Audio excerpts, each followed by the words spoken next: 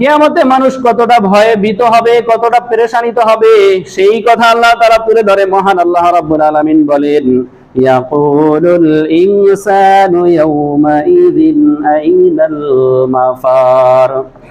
সেদিন প্রতিটা মানুষ বলবে, আজ পালাবো কোথায়, আমাদের পালানোর জায়গা কোথায় রয়েছে, কোথায় আমরা পালাবো।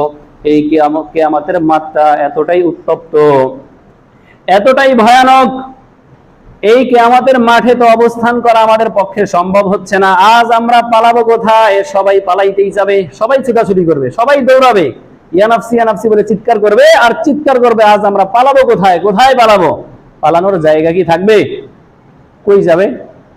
পালানো কি কারো পক্ষেই সম্ভব না, কেউ পালাতে পারবে না। তবে হ্যাঁ, পালানোর একটা জায়গাই রয়েছে, যেটা আল্লাহ রাব্বুল আলামিন সূরাতুল কমারের মধ্যে আল্লাহ তাআলা বলেন, মহান আল্লাহ রাব্বুল আলামিন বলেন, কাল্লা লা ওয়াজার, না, পালানোর কোনো জায়গা নাই। তবে রাব্বিকা ইয়াউমা ইযিনিল মুস্তাকার, পালানোর জায়গা শুধুমাত্রই একটা, সেটা হচ্ছে তার রবের নৈকট্য।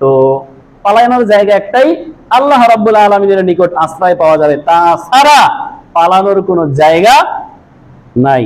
আর কোথাও যে পালিয়ে যাবে সেই সক্ষমতাও কারো থাকবে না।